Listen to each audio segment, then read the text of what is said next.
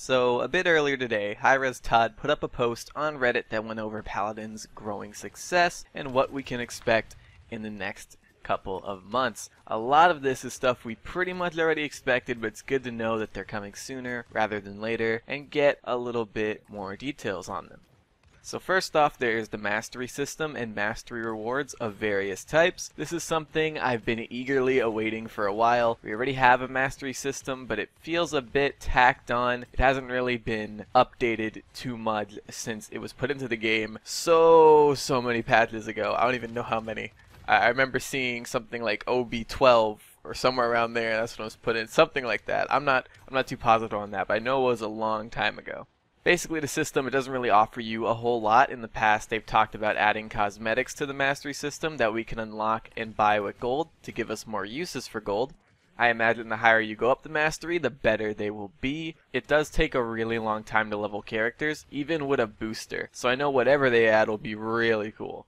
They've said before they want some kind of unlock for every mastery level. I just really hope they don't go and do the gold guns route. I've mentioned this a few times before. I've seen people ask for that, but it's such a generic and boring thing to do. And I know people are going to say, golden guns? Just another thing Paladins stole from Overwatch. And that'll probably be the peak of the Paladins copied Overwatch stupidity. That doesn't really matter as much as getting something unique with actual effort put into it instead, though. Next up is Ranked 2.0. They want to make it more account focused as opposed to character focused. They admit that Ranked needs quite a bit of love. One of my favorite things about Overwatch is it has a pretty alright competitive mode that you can go into in order to get that thrill and satisfaction of everyone on both teams trying their best to win and move up the ladder, at least most of the time. Paladins just really doesn't have that. The current competitive playlist is littered with countless problems and no one really plays it, so the queue times are pretty long. I myself haven't really tried Paladins competitive because everything about it is so off-putting. I really want this competitive update because casuals can be a bit boring at times, a little bit too stompy. I'm always happy when I get the rare times that I get games that are neck and neck and really thrilling and fun to play, even if it's a win or a loss.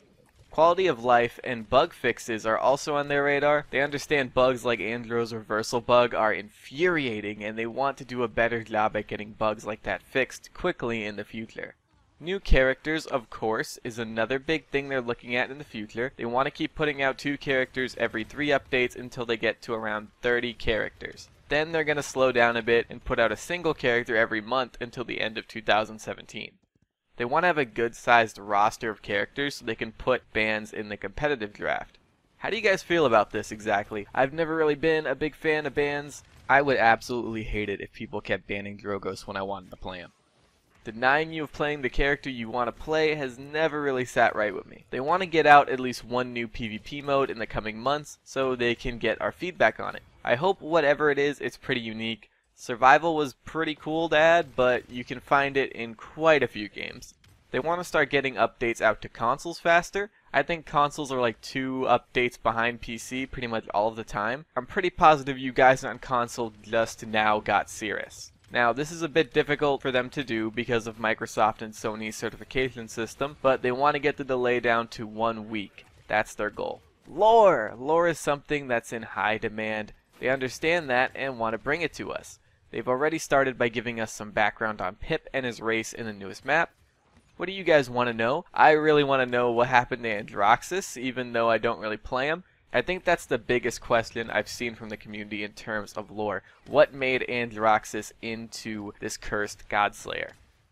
I would of course love some more backstory on some of my favorite characters like Drogos, Eevee, and Maeve. I want to know where they came from, why they're here, and most importantly, I want confirmation that Drogos isn't a damn lizard, so I could rub it in my friends' faces. There's a lot of proof proving he's a lizard, there's a lot of proof proving he's a dragon, and it's just 2 sides colliding with each other all the time. My friends call me a lizard all the time because I play Drogos, guys. It's awful. Drogos is a mighty dragon. Fear the dragon. They want to look into legendaries. They admit that some just aren't all that great and need some help. I'm looking at you, Surprise Attack. Do you guys even know what Surprise Attack is? Do you? You probably don't, because it's a Sky one, and who would ever use it over Preparation? Most characters have one legendary that is just way better than the others in practically every situation. Only a few characters can say all 3 of theirs are good and worth picking up. When it comes to esports, they want to put big investment into it. They see a global appetite for competitive Paladins, and they want to push on that. I myself love watching the tournaments they put out whenever I can. It's even better when I get to see some of my favorite teams like District 69 duke it out with other top teams. I was so hyped when they won the Masters LAN. They've said before that they wanted to take the feedback we gave them from the first iteration of PvE and use it to make something really fun and unique. They mentioned more interesting and unique encounters with more to it than just AI-controlled characters that are juiced up on too many crystals. They specifically said that this will be after everything I've already went over.